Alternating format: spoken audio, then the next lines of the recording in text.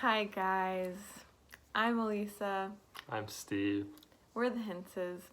We're on staff with crew. We just wanted to come to you live from not our house, but somebody else's house, and share with you a little bit how we're doing, what we're learning, how quarantine has been, and yeah. First, we're gonna start off with some spicy takes. Steve, do you have any? I do, actually. Tiger King. Just don't, it's not worth your time. If you have watched it, you know what I'm talking about. If you haven't watched it, don't worry about it. I watched 2 episodes last night. Literally the worst 2 hours of my life. I could have done so many, not the worst 2 hours of my life, the worst 2 hours of quarantine. And as you'll find out, quarantine hasn't been all peachy and fun for either of us. So just skip Tiger King. Just not worth it. Okay, that's pretty spicy. I would say for my spicy take, toilet paper, you guys, toilet paper. Why is everyone buying it? How much are you using? If you're using more than 3 pieces of toilet paper, you're using too much. Seriously, guys, get it together. I think Dwight Schrute said it perfectly. He said, don't even get me started on how coddled the modern anus is. And I don't think he's necessarily wrong. I don't have proof to back these things up, but that's just what I think. Okay, well, you guys can judge for yourselves whose take was spicier, but I think we did a good job. Alyssa, what are your top 3 quarantine activities that you've found yourself doing? Oh man, I am super aware of all of the squirrels and rabbits in our backyard. True story. Number 1. Number 2, I have a garden growing in the house that is not our house, which is Dina and Julia's house. Number 3, let's see, I wash a lot of dishes. Yeah, and I would say all of those 3, except I also have been able to build a toy box for our daughter. Cool. Yeah. You guys, quarantine. Oh my word. That's how life is rolling right now. Yeah. Alyssa, can you share a little bit about just your process in quarantine so far? Yeah, I would say that we got home from spring break in Destin. Everything was falling apart very quickly. The world was slowly burning around us. I went to Meijer. I had a good cry in the cheese aisle. I freaked out like any good average American.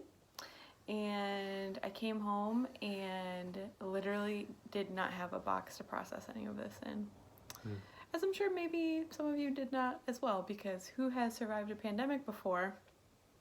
I don't know.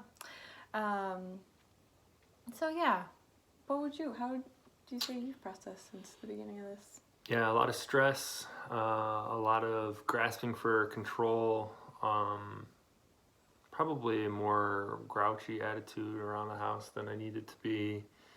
Okay, you don't need to affirm it that much. Sorry.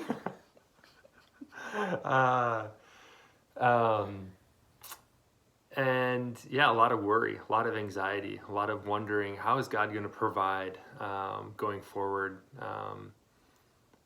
with all of the health fears, but all the economic fears on top of that. I think one of the things that I've been convicted about is my daughter she's very socially needy. She loves to basically do whatever you're doing, and if she's not able to be included in whatever you're doing, she will cry and scream and go like this. And oftentimes while I'm in quarantine, I'd like to kind of scan the feed on my phone or play a game on my laptop, and she wants to be included in that. And so I will kind of try to brush her away at first, because it's like, this is, it's not for you yet. And then she'll come up to me and be like, oh, Daddy, be all cutesy and, cuddly. And I pull her up thinking, oh, she wants to come snuggle with me. And then actually she just wants my phone. I'm like... Do you feel used? I feel really used. Yeah. And I'm like, why did I get my hopes up that you really wanted to be with me? And so... How many times do you think we do that with God? A lot. And probably a lot. I think probably 3 or 4 times since quarantine started. I think that's been something that I've been, kind of convicted about. Yeah. So Steve, how would you say that you're spending time with God, or what are you learning, or I don't even know. Yeah, I think coming off of Easter, I saw something on Facebook. It was like Good Friday, actually. Somebody posted a picture of the cross and said, a lot can change in 3 days. Um, and that's kind of stuck with me of like, our reality right now looks really bleak, like it looked for the disciples on Good Friday. A lot of things that we got to really hold on tightly have been either ripped out of our hands or are being slowly pulled out of our hands, out of our control. Um, and yeah, I don't see a solution like in my 28 years and bachelor's degree of ability. I can't visualize how God's going to provide, but I have to believe that a lot can change in 3 days, just like it did for the disciples. And God, he does have a plan for all of this. He is going to grow us through all of this. He is working through all of this, even if I can't see it. And what's been helpful for me has been just the fact that, like, to look back on other seasons of my life where I also couldn't visualize how God was going to provide, and look how those turned out. And I think I can think of 3 or 4 times where I'd be like, yeah, I thought it was bleak and God still provided perfectly. It wasn't easy, it wasn't always comfortable, but it was exactly what I needed for that season. Yeah. So, what about you, Lisa? What's been something that God's been teaching you?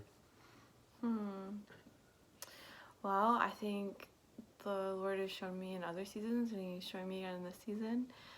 Just continually asking me, do you think God is still good even if blank? So maybe is God good even if, financial structure is ripped away? Or is God still good if you can't see your friends and family for a couple months? Is God still good even if your health isn't guaranteed? Because I think so many times, even as Christians, we believe the lie that following a good God means, good health, and that's just not real. I think it's just been wrestling with some of those truths, and the Lord wants us to wrestle. So I would even encourage you right now, as you're alone in quarantine, it's just like wrestling with the Lord and asking yourself, is God good even when blank? And fill that blank with whatever it is that, that you are clinging to, that you miss, whether it's an event that you're not going to be able to attend, whether it's a season of your life that literally just got erased from your future. Really wrestle with God, because I think the Christianese answer is to say, yes, God is still good, but if you don't have a why behind why you still think He is good, it's just religion, empty religion. It's just empty religion. So that's my challenge to you guys. I'm still in the middle of that. I still don't have a perfectly good answer. I know the churchy answer, but I don't necessarily know in my heart of hearts what the Lord has. So feel free to read the rest of the email. We'll put some other useful things that we've learned and gathered and used throughout quarantine. Love you guys, and we trust that God is continuing to work in your lives, and excited to see you when the time comes. Bye, guys. Bye.